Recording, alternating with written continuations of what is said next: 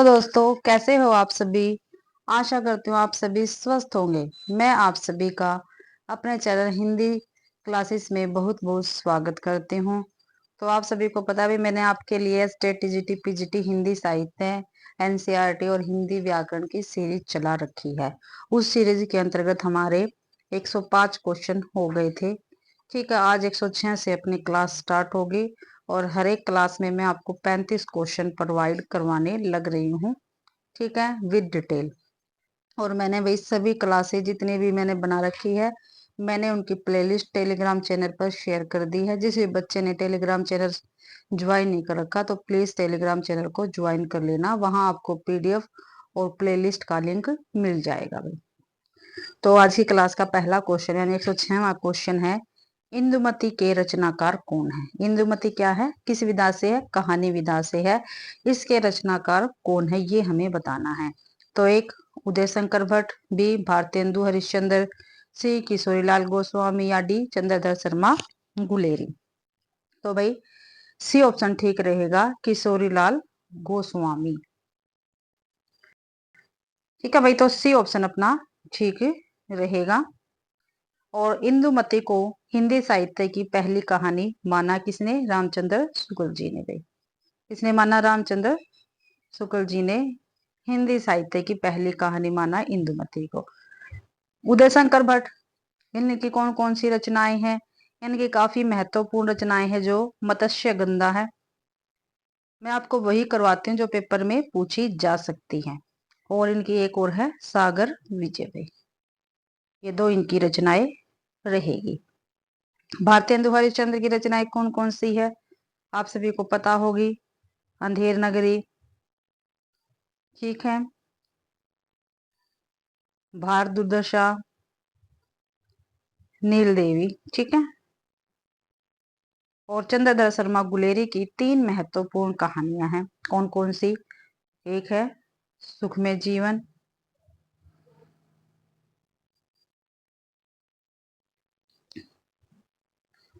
बुद्धू का कांटा, और कहानी है उसने कहा था। ठीक है, ये चंद्रधर शर्मा गुलेरी की कहानियां रहेंगी भाई। 107वां क्वेश्चन है, हिंदी की सर्वप्रथम प्रकाशित पत्रिका कौन सी है भाई।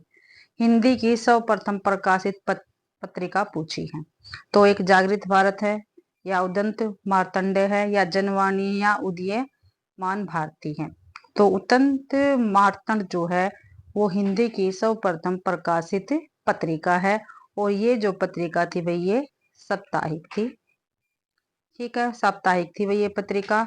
और 1826 ईस्वी में ये प्रकाशित हुई थी। और भाई जुगल किशोर इसके संपादक थे। ठीक है, और जो जागृत भारत है इसका दूसरा नाम है प्रबुद्ध भारत भाई। ठीक है, प्रबुद्ध भारत। और 1896 में ये प्रकाशित हुई थी। और इसके संपादक थे स्वरूपानंद। ठीक है, स्वरूपानंद भाई। और ये विवेकानंद के शिष्य थे स्वरूपानंद भाई।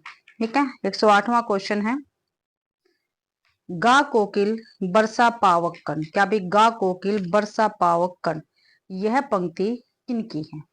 तो गा कोकिल बरसा पावक कण, यह पंक्ति किनकी है ये हमें बताना। तो एक जयशंकर प्रसाद, बी महादेव वर्मा, सी सुमित्रानंदन पंत, या डी सूर्यकांत त्रिपाठी निराला भाई। तो ये पंक्ति सुमित्रानंदन पंत की रहेगी भाई। ठीक है, किसके, गा कोकिल बरसा पावकन, तो स्मितानंदन पंत के पंक्ति है, सी ऑप्शन अपना बिल्कुल ठीक रहेगा। ठीक है, जय प्रसाद जो जयशंकर प्रसाद है इनकी पंक्ति है भाई, बीती विभावरी जाग रही। ठीक है, बीती विभावरी जाग रही, जाग रही। ठीक है, महादेवी वर्मा की, मैं नीर भरी दुख की बदली, मैं नीर भरी दुख की बदली। इनकी जो महत्वपूर्ण पंक्तियां वही बता रही हूं मैं, आप कहीं पे नोट कर सकते हैं। सूर्यकांत त्रिपाठी की भाई, बांधो न नाव इष्ठाओ बंधु, ये एक पंक्ति है और इनकी रचना का भी नाम है। और वरदे वीणा वादनी वरदे, ये भी इनकी पंक्ति है। 109वां क्वेश्चन है, बीजक नामक ग्रंथ का संपादक कौन है? संपादक पूछा है। ठीक है, तो कबीरदास, धर्मदास, सूरदास, मल्लुकदास। तो बीजक नामक ग्रंथ का संपादक है धर्मदास जी। और धर्मदास कौन है? ये कबीरदास के शिष्य हैं। ठीक है, और बीजक क्या है? जो कबीरदास है इनकी जो गय पद थे उनका ही संकलन है भाई इसमें बीजक में। और इसमें भाई साखी, शब्द और रमेणी, ठीक है, इनका संकलन धर्मदास ने किया था बीजक नामक ग्रंथ में भाई। ठीक है, सूरदास, सूरदास जी की रचनाएं कौन कौन सी है? सूरदास की रचनाएं हैं भाई साहित्य लहरी, सुरसारावली और सुरसागर। ठीक है, मल्लुकदास जी रह गए हैं। ठीक है, इनकी कौन सी रचनाएं हैं? ज्ञान बोध और ध्रुव चरित्र, ये मल्लुकदास की रचनाएं रहेंगी भाई। आगे 110वां क्वेश्चन, कौन सा शासक दादू के उपदेशों से अत्यधिक प्रभावित था? भाई कौन सा शासक दादू के उपदेशों से अत्यधिक प्रभावित था भाई? तो भाई अकबर, बाबर, शाहजहां, जहांगीर। तो अकबर था भाई। और भाई इनके उपदेश, दादू के उपदेशों के कारण ही अकबर ने गो हत्या बंद कर दी थी, ये भी आपको ध्यान रखना है। 111वां क्वेश्चन है, केशव दास को कठिन काव्य का प्रेत किस आलोचक ने कहा है? काफी महत्वपूर्ण पंक्ति है भैया। ठीक है, केशव दास को कठिन काव्य का प्रेत किसने कहा है? तो ये हजारी प्रसाद द्विवेदी ने, बी पंडित महावीर प्रसाद द्विवेदी ने, सी आचार्य रामचंद्र शुक्ल ने, या डॉक्टर इंद्रनाथ मदान ने। तो सी ऑप्शन अपना ठीक रहेगा, आचार्य रामचंद्र शुक्ल ने केशव को कठिन काव्य का प्रेत कहा है भाई। 112वां क्वेश्चन है, इनमें से एक रामधारी सिंह दिनकर की रचना नहीं है। भाई नीचे 4 रचनाएं दे रखी है, उसमें से एक रामधारी सिंह दिनकर की रचना नहीं है। कुरुक्षेत्र, करुणालय, परशुराम की प्रतीक्षा और सामधेनु। कुरुक्षेत्र रामधारी सिंह दिनकर की रचना है, लेकिन करुणालय जयशंकर प्रसाद जी की रचना रहेगी। ठीक है, करुणालय किसकी है? जयशंकर प्रसाद की रचना है और 1912 में इसका प्रकाशन हुआ था भाई। और कुरुक्षेत्र, परशुराम की प्रतीक्षा और सामधेनु ये सभी रामधारी सिंह दिनकर की रचनाएं रहेंगी। 113वां क्वेश्चन, इनमें से कौन ज्ञानपीठ पुरस्कार विजेता नहीं है? भाई 3 तो ऐसे हैं जिनको ज्ञानपीठ पुरस्कार मिला है। एक ऐसा है जिसको ज्ञानपीठ पुरस्कार नहीं मिला, तो निर्मल वर्मा, नरेश मेहता, राजेंद्र यादव, रामधारी सिंह दिनकर। तो भाई राजेंद्र यादव को ज्ञानपीठ पुरस्कार नहीं मिला है। ठीक है, और निर्मल वर्मा को वही 1999 में, कब? 1999 में, ठीक है, ज्ञानपीठ पुरस्कार मिला था। और नरेश मेहता को 1992 में मिला था और रामधारी सिंह दिनकर को 1972 में मिला था उर्वशी के लिए। ठीक है, 114वां क्वेश्चन है, एक भारतीय आत्मा कहकर किन्हें पुकारा जाता है? एक भारतीय आत्मा। ठीक है, तो माखनलाल चतुर्वेदी को, सुभद्रा कुमारी चौहान को, श्याम नारायण पांडे को, या प्रताप नारायण मिश्र को। तो भाई एक भारतीय आत्मा माखनलाल चतुर्वेदी जी को पुकारा जाता है। माखनलाल चतुर्वेदी को एक भारतीय आत्मा कहा जाता है। 15वां क्वेश्चन है भाई, इनमें से कौन सा कवि तीसरा सप्तक में शामिल नहीं है? भाई तीसरे सप्तक में शामिल नहीं है वो बताना है। तो आप सभी को पता है भाई जो सप्तक है, ठीक है, उसका संपादन किसने किया था? तो अज्ञे जी थे चारों सप्तकों के संपादन। और 4 सप्तक है हिंदी में और हर एक सप्तक में 7-7 कवि है भाई। तो इसमें पूछा तीसरे सप्तक में कौन सा कवि शामिल नहीं है? केदारनाथ सिंह, सर्वेश्वर दयाल सक्सेना, मुक्तिबोध या कुंवर नारायण। तो भाई मुक्तिबोध जो है वो तीसरे सप्तक में शामिल नहीं है। ये किसमें है? ये तार सप्तक में शामिल है। किसमें? तार सप्तक में है। ठीक है, तो मैं आपको बता रही हूँ। और केदारनाथ सिंह, सर्वेश्वर दयाल सक्सेना, कुंवर नारायण, ये तीनों ही तीसरे सप्तक में शामिल हैं। तो पहले हम करते हैं पहला सप्तक यानी तार सप्तक। तार सप्तक का संपादन अज्ञे जी ने 1943 ईस्वी में किया था भाई। ठीक है। और इसमें 7 कवि थे। कौन कौन से, आप कहीं पे नोट लिख लेना, क्योंकि तार सप्तक जो है इसमें से हमेशा ही क्वेश्चन बनता है, चाहे तार सप्तक है, चाहे दूसरा सप्तक है, चाहे तीसरा है, चाहे चौथा है भाई। ठीक है। तो देखते हैं पहला जो तार सप्तक है इससे कवि देखते हैं मुक्तिबोध। मुक्तिबोध भाई। नेमी चंद्र जैन,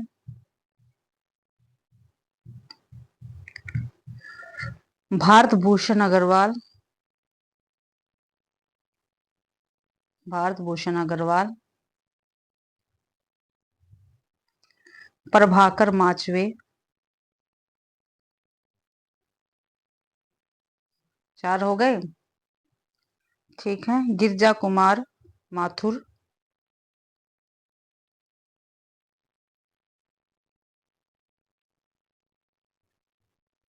रामविलास शर्मा,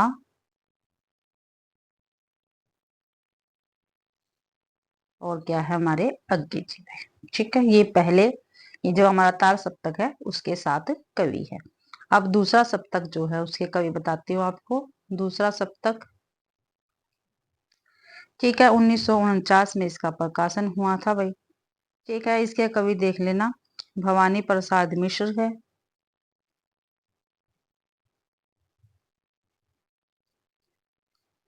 शकुंतला माथुर या सुकुन माथुर भी लिखा जा जाता है कहीं पे,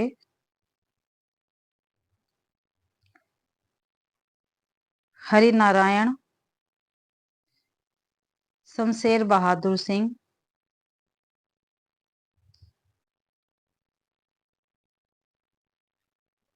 4 हो गए भाई यहाँ पे। शमशेर बहादुर सिंह हो गया, नरेश मेहता, रघुवीर सहाय, धर्मवीर भारती। ये दूसरे सप्तक के कवि है भाई। अब हमारे पास है तीसरा सप्तक, इसका प्रकाशन हुआ था 1959 में। ठीक है। 3 कवि तो हमारे यहीं पे हैं, केदारनाथ सिर, सर्वेश्वर दयाल सक्सेना, कुंवर नारायण। ठीक है। कीर्ति चौधरी, कीर्ति चौधरी भाई, मदन वात्स्यायन,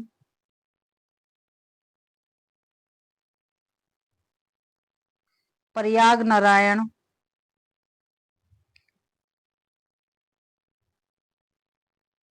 विजय देव नारायण शाही भाई। ठीक है। कंप्लीट हो गई है। 4 यहाँ पे होगी, 3 है यहाँ पे। और जो हमारा चौथा सप्तक रहता है, चौथा सप्तक है, इसका प्रकाशन हुआ था 1979 में। ठीक है। इसके कवि देख लेते हैं, अवधेश कुमार,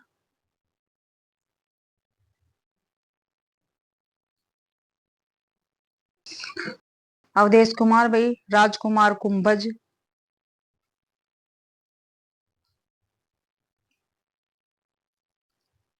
स्वदेश भारती,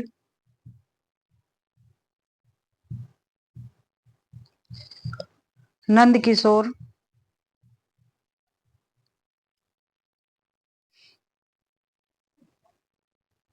सुमन राजे, श्री राम वर्मा, और भाई राजेंद्र किशोर, राजेंद्र किशोर भाई। ठीक है। ये चारों सप्तक मैंने आपको बता दी, इनका प्रकाशन भी बता दी, इनके कवि भी बता दिए हैं। आगे क्वेश्चन करते हैं हम। 116वां है, नारी जागरण पर लिखी महादेव वर्मा की किताब है। ठीक है। तो बताना है, अतीत के चलचित्र, श्रृंखला की कड़िया, बद्रीनाथ की यात्रा या यामा। तो भाई ये श्रृंखला की कड़िया जो है वो नारी जागरण पर लिखी गई महादेव वर्मा की बुक रहेगी। अतीत के चलचित्र 1941 में प्रकाशन हुआ था, महादेव वर्मा की रचना है ये भी। ठीक है। श्रृंखला की कड़िया 1942 में प्रकाशन हुआ था भाई इसका। यामा 1940 में इसका प्रकाशन हुआ। और यामा के अंदर भाई 4 इनकी रचनाएं है वो संकलित है। कौन कौन सी पेपर में पूछा जाता है ये भी? निहार, रश्मि, नीरजा और सांध्य गीत। ठीक है, ये यामा में संकलित है भाई, और 1940 में यामा का प्रकाशन हुआ था। 117वां क्वेश्चन है, मोहन राकेश की इन कृतियों में एक नाटक नहीं है। भाई 3 तो नाटक है, एक की विधा आपको बतानी है। अंधेरे बंद कमरे, आधे अधूरे, आषाढ़ का एक दिन, लहरों का राजहंस। तो आधे अधूरे, आषाढ़ का एक दिन, लहरों के राजहंस, ये तो है मोहन राकेश के नाटक। ठीक है, और अंधेरे बंद कमरे में ये इनका नाटक नहीं है, ये भाई उपन्यास विधा से है। किससे है? उपन्यास विधा का है, उपन्यास है ये भी अंधेरे बंद कमरे में। 118वां क्वेश्चन है, आवारा मसीहा यह किन की जीवनी पर आधारित है? भाई जो आवारा मसीहा उपन्यास है वो किन की जीवनी पर आधारित है, ये हमें बताना है। तो शरद चंद्र चट्टोपाध्याय, तुलसीदास, रविंद्रनाथ टैगोर या राम प्रसाद बिस्मिल्लाह। तो ये शरद चंद्र चट्टोपाध्याय की जीवनी पर आधारित है आवारा मसीहा भी। और आवारा मसीहा के रचनाकार कौन है? ये है विष्णु प्रभाकर भी। ठीक है, विष्णु प्रभाकर है, और 1974 में इसका प्रकाशन हुआ था। कब? 1974 में प्रकाशन हुआ था। ठीक है, और तुलसीदास के जीवन पर कौन सा उपन्यास है? मानस का हंस। कौन सा? मानस का हंस है भाई। ठीक है, और 1972 में इसका प्रकाशन हुआ था मानस का हंस का। और ये किसका है? ये है अमृतलाल नागर का। ठीक है, मानस का हंस 1972 तुलसीदास में। 119वां क्वेश्चन है, समाज में अध्यापक का स्थान सशक्त एवं महत्वपूर्ण है। यह किनका कथन है? क्या भी समाज में अध्यापक का स्थान सशक्त एवं महत्वपूर्ण है, यह कथन किसका है? तो एक महात्मा गांधी, बी जवाहरलाल नेहरू, सी सदाशिव कर्नाड या डी सर्वपल्ली राधाकृष्णन। तो डी ऑप्शन ठीक है, सर्वपल्ली राधाकृष्णन का ये कथन रहेगा भाई। 120वां क्वेश्चन है, एक दीपक तब तक दूसरे दीपक को प्रज्वलित नहीं कर सकता जब तक वह स्वयं न जलता रहे। यह किनके विचार है? ठीक है, ये विचार किनके हैं हमें ये बताना है। तो एक गुरुदेव रविंद्रनाथ ठाकुर, बी महात्मा गांधी, सी सर एम विश्वेश्वरैया या डी लॉर्ड मेकाले। तो एक दीपक तब तक दूसरे दीपक को प्रज्वलित नहीं कर सकता जब तक वह स्वयं न जलता रहे, ये विचार है भाई रविंद्रनाथ ठाकुर की। ठीक है, ये ऑप्शन बिल्कुल ठीक रहेगा। 121वां क्वेश्चन है, हरि गीतिका छंद है। भाई हरि गीतिका छंद है, कैसा छंद है हरि गीतिका? विषम मात्रिक है, सममात्रिक है, समवर्णिक है या डी विषम वर्णिक है? तो ये सममात्रिक छंद है हरि गीतिका, और इसमें 28 मात्राएं होती है। कितनी होती है? 28 मात्राएं होती है। 16 और 12 पे क्या होती है? यति होती है। 16-12 पे यति होती है, और अंत में लघु और गुरु का प्रयोग होता है भाई। किसमें? हरि गीतिका में अंत में लघु और गुरु का क्या है भाई? प्रयोग होता है। किसमें? हरि गीतिका में। ठीक है, और विषम मात्रिक छंद कौन सा है? यह है कुंडलिया। ठीक है, सममात्रिक छंद सॉरी समवर्णिक है सवैया, विषम वर्णिक है कवित या घनाक्षरी। ठीक है बेटा, आगे 122वां, बौद्ध धर्म के किस तत्व के प्रचारार्थ सिद्धों ने लोक भाषा में साहित्य रचना की? भाई बौद्ध धर्म के किस तत्व के प्रचारार्थ सिद्धों ने लोक भाषा में साहित्य रचना की है, ये हमें बताना है। तो ए महायान, बी हीनयान, सी शून्यवाद या डी व्रजयान। तो व्रजयान के प्रचारकों ने लोक भाषा में साहित्य रचना की है, डी ऑप्शन अपना ठीक रहेगा। 123वां क्वेश्चन है, राजभाषा आयोग का गठन कब हुआ? भाई जो राजभाषा आयोग है इसका गठन कब हुआ, ये हमें बताना है। तो भाई देखो, जिस भी बच्चे ने अगर मेरी क्रमबद्ध अध्ययन हिंदी साहित्य वाली क्लास नहीं देखी तो प्लीज उन क्लासों को देख लेना। मैंने नोट्स के माध्यम से हिंदी साहित्य करवा रखा उसमें, और मैंने जो अनुच्छेद है या राजभाषा आयोग है या किसी भी संस्था का गठन है, ठीक है, वो मैंने अच्छी तरह से करवा रखा है। आप कर सकते हो वहां पे जाके। तो ए ऑप्शन है 1943, बी 1948, सी है 1955 या डी 1960। तो 1955 में राजभाषा आयोग का गठन हुआ था। 124वां क्वेश्चन है, किस विकल्प में सभी शब्द संधि युक्त है? भाई जिसमें संधि युक्त शब्द है वो हमें बताना है। ठीक है, तो सावधान, तदेव, सरोज, नरांतक, सार्थक, तल्लीन, विनोद, सज्जन, जलोक, अन्वय, प्रौढ़, निदान, कटा, मनोस्वस्थ। भाई ए ऑप्शन बिल्कुल ठीक है इसका। सावधान, तदेव, सरोज और नरांतक में ये शब्द क्या है? सभी संधि युक्त है। ठीक है, जो सावधान है इसका संधि क्या बनेगा? इसका बनेगा स प्लस में अवधान। और ये कौन सी संधि है? ये है भाई दीर्घ संधि। कौन सी है? दीर्घ संधि है। और तदेव का क्या बनेगा? तदा प्लस में एव। ये कौन सी है? ये वृद्धि संधि है। सरह प्लस में जय, ये सरोज, ये विसर्ग संधि रहेगी। और नरांतक जो है ये है नर प्लस में आंतक। ये कौन सी संधि रहेगी? ये रहेगी भाई व्यंजन संधि। ठीक है, तो अपना ए ऑप्शन बिल्कुल ठीक रहेगा भाई। 125वां क्वेश्चन है, गोस्वामी तुलसीदास ने रामचरितमानस सर्वप्रथम किसे सुनाया था? भाई जब तुलसीदास जी ने रामचरितमानस लिखा था तो उसको सबसे पहले किसको सुनाया था? नंददास को, रसखान को, मीरा को या सूरदास को? तो भाई रसखान को गोस्वामी तुलसीदास ने रामचरितमानस सबसे पहले सुनाया था भाई। ठीक है, अब देखते हैं इनकी रचनाएं। नंददास जी की कौन कौन सी रचनाएं हैं? रास पंचाध्यायी होगी, रस मंजरी है भाई, रूप मंजरी, अनेकार्थ मंजरी, ये नंददास की रचना रहेगी। सूरदास की प्रेम वाटिका है। सूरदास की कौन कौन सी है? प्रेम वाटिका। ठीक है, सुजान चरित्र और दान लीला। सुजान चरित्र और दान लीला भाई। मीराबाई की कौन सी है? मीराबाई की है राग गोविंद। ठीक है, राग सोटा, नरसिंह जीरो, मायरा। सूरदास की कौन सी है? मैंने पहले भी बताया है, सुर सारावली। ठीक है, सुर सागर, ये सभी, और साहित्य लहरी, ये सभी सूरदास की रचनाएं रहेंगी।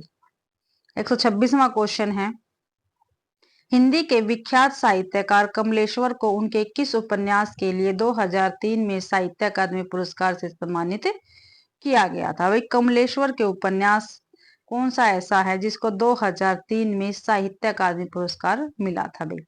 तो समुन्दर में खोया हुआ आदमी, खोई हुई दिशाएं, कितने पाकिस्तान, काली आंधी, ये चारों के चारों उपन्यास किसके हैं भाई? कमलेश्वर के ये उपन्यास रहेंगे।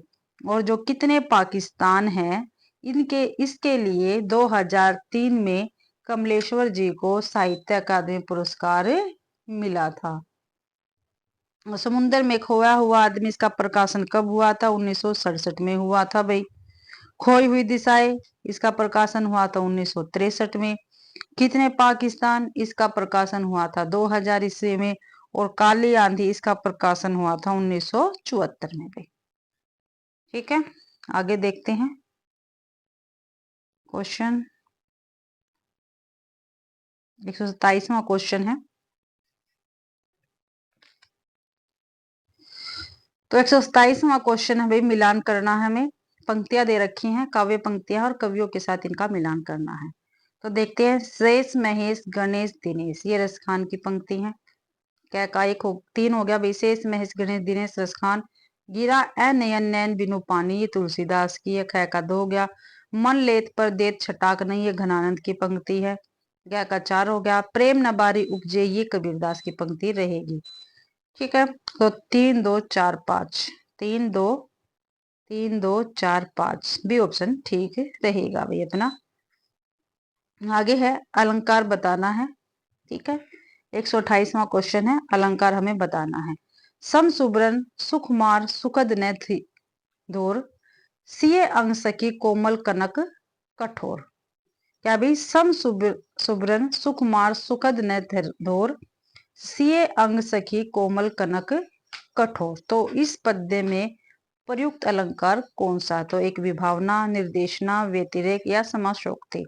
तो भाई इसमें व्यतिरेक अलंकार रहेगा। क्या रहेगा? व्यतिरेक अलंकार रहेगा। ठीक है, और व्यतिरेक अलंकार क्या क्या होता है? जहां भाई कव्य में उपमेय को उपमान से श्रेष्ठ बताया गया हो। ठीक है, जो उपमेय है उसको उपमान से श्रेष्ठ बताया गया हो, वहां पे व्यतिरेक अलंकार माना जाता है। ठीक है, विभावना अलंकार किसको कहते हैं? आप सभी को पता है, जहां कारण के बिना कार्य हो जाता है उसको विभावना अलंकार कहते हैं। जैसे बिनु पद चले बिनु सुने बिनु काना, ये विभावना अलंकार का उदाहरण है भाई। ठीक है, और समासोक्ति अलंकार किसको कहते हैं? जहां भाई कम शब्दों में अधिक अर्थ व्यक्त किया जाता है। ठीक है, जहां कम शब्दों में अधिक अर्थ व्यक्त किया जाता है उसको समासोक्ति अलंकार कहते हैं। जैसे उदाहरण इसका काफी महत्वपूर्ण है और पेपरों में भी ये पूछा जाता है। कौन सा? नहीं पराग नहीं मधुर मधु, नहीं विकास यही काल, अली कली सो बंदियो आगी कौन हवाल। तो ये बिहारी दास का तो ये है समासोक्ति है, दो ये पंक्ति है। और ये भाई ध्यान रखना समासोक्ति का उदाहरण है अलंकार का।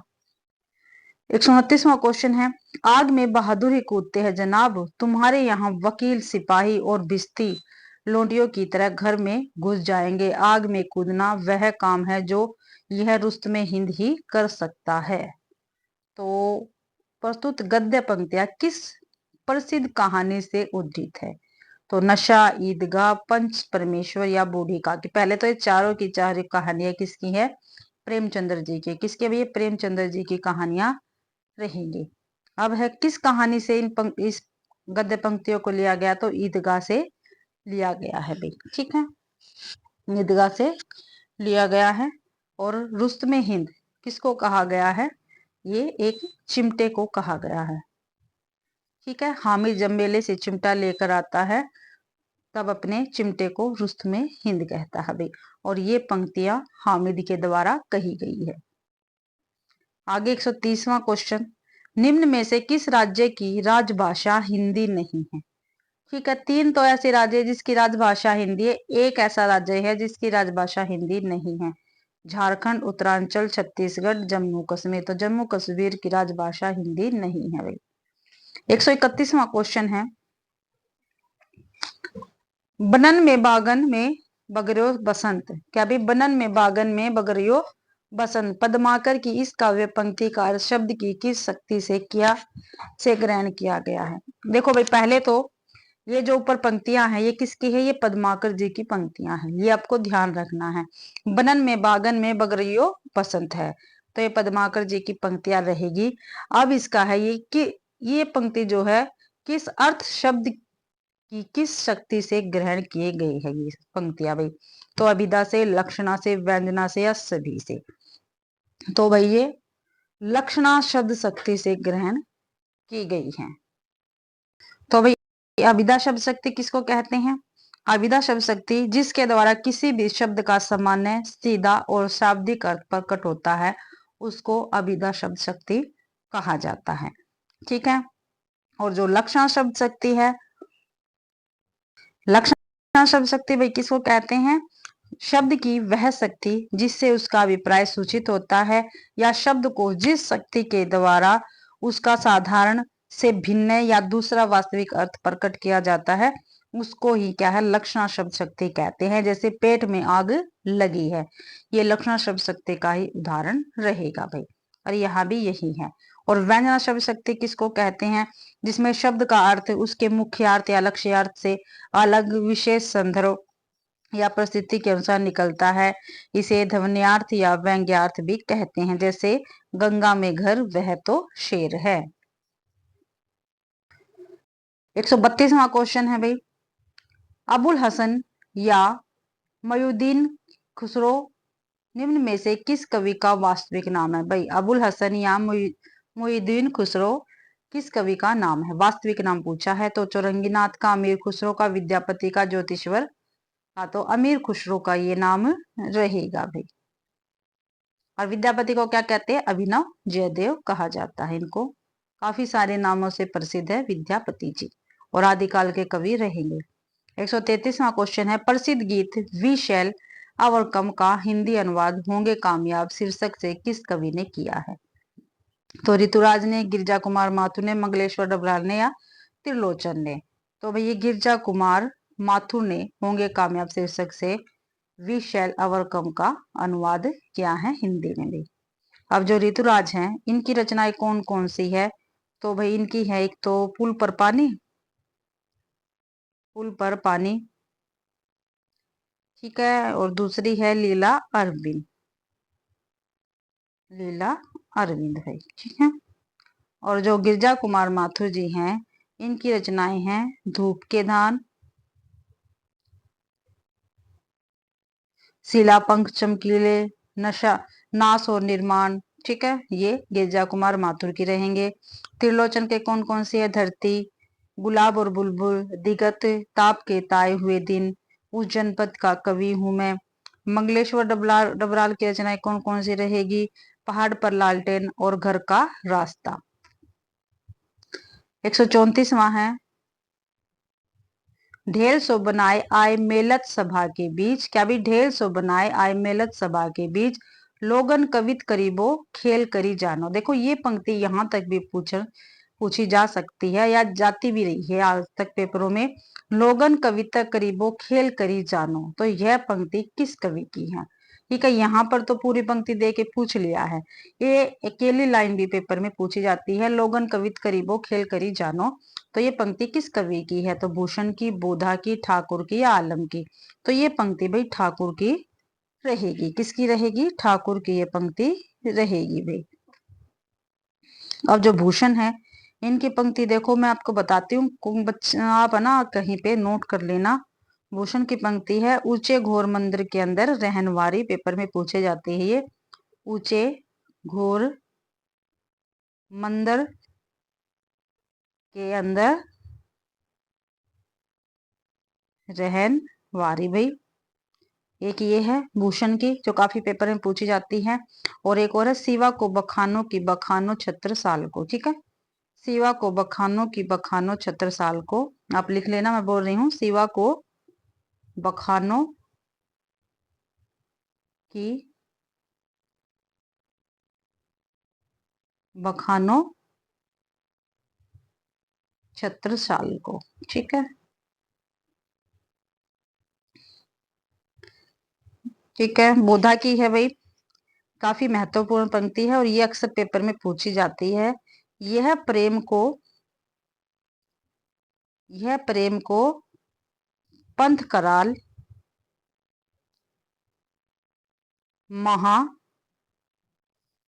तरवारी की धार पे धावनो है, ठीक है, धावनो है। यह प्रेम को पंथ करार महातरवारी की धारों पे धावनो है, ये बोधा की पंक्ति रहेगी।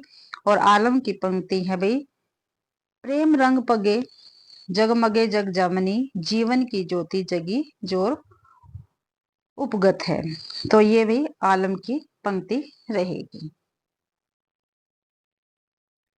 आगे है 135वां क्वेश्चन है मुंशी प्रेमचंद्र के उपन्यासों का प्रकाशन काल की दृष्टि से सही अनुक्रम बताना है, तो गबन, निर्मला, गोदान, कर्मभूमि, ये चारों के चारों उपन्यास किसके हैं, मुंशी प्रेमचंद्र के रहेंगे। और आप सभी को अगर मिलान करना तो सबसे पहले ये देखना चाहिए, एक तो हमें जो सबसे पहले इनका उपन्यास है या किसी भी लेखक का वो याद होना चाहिए, और एक सबसे बाद का, तो इनमें भाई सबसे बाद का कौन सा, गोदान, ठीक है। कब प्रकाशित हुआ था, 1936 में हुआ था भाई, ठीक है। देखो गोदान सिर्फ एक ही लाइन में है और किस में है, डी में है, इसलिए हमारा डी ऑप्शन बिल्कुल ठीक हुआ है भाई। तो गोदान 1936 में, कर्मभूमि 1932 में, और जो गबन है वो 1931 में है, और निर्मला है 1932 में, ये भी निर्मला है 1929 में भाई, ठीक है। तो देख लो इसका प्रकाशन, पहले निर्मला 1929, फिर गबन 1931, कर्मभूमि 1932 और गोदान 1936, डी ऑप्शन बिल्कुल ठीक रहेगा भाई। आगे है 136वां क्वेश्चन देवनागरी लिपि का उल्लेख सर्वप्रथम कहाँ पर मिलता है, देवनागरी लिपि का उल्लेख सर्वप्रथम में कहाँ पे मिलता है ये बताना है। तो ये यजुर्वेद में जय भट्ट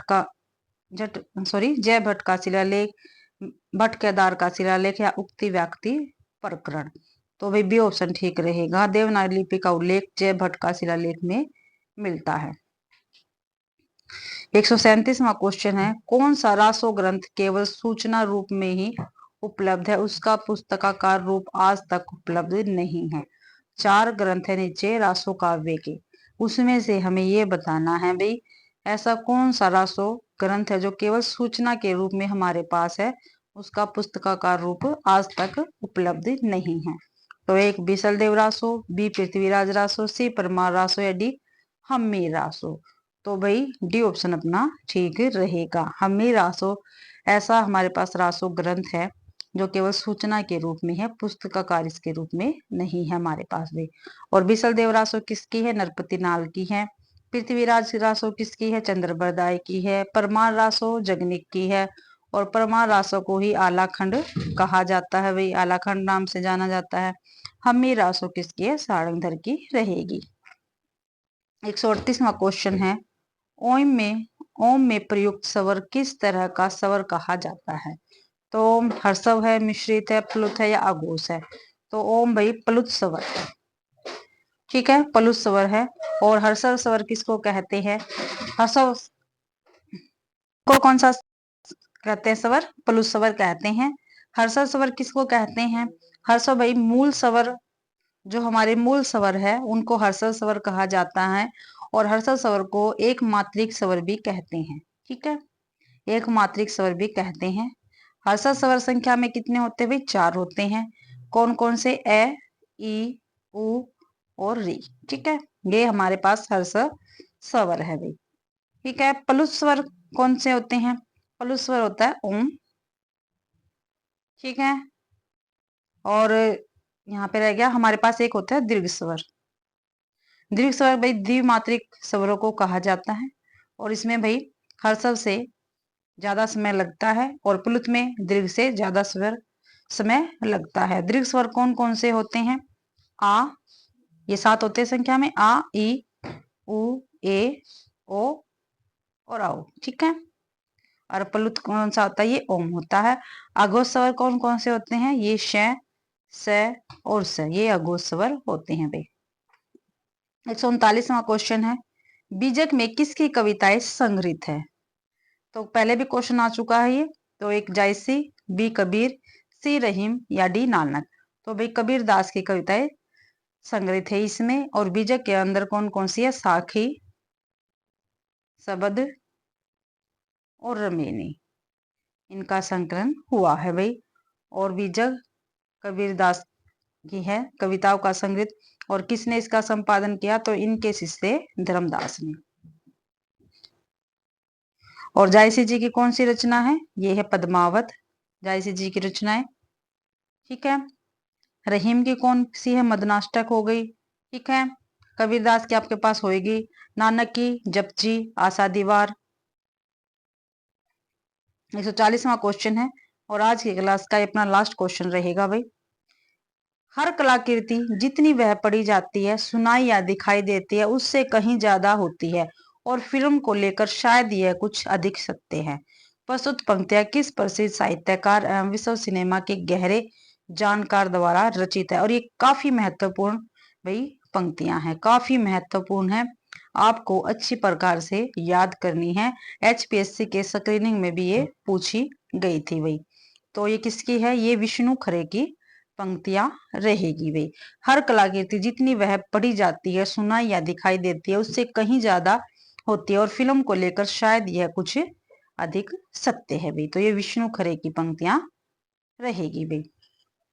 तो इसी के साथ भाई आज की अपनी क्लास कंप्लीट होती है। आज की क्लास के हमने 35 क्वेश्चन कंप्लीट करती है। आशा करती हुई आप सभी को ये क्लास पसंद आई होगी। अगर आप सभी को ये क्लास पसंद आती है तो प्लीज क्लास को ज्यादा से ज्यादा शेयर करें, लाइक करें और कमेंट करना बिल्कुल भी ना भूले भाई। और चैनल को सब्सक्राइब जरूर से जरूर करें। आप सभी का मेरी क्लास देखने के लिए बहुत बहुत धन्यवाद।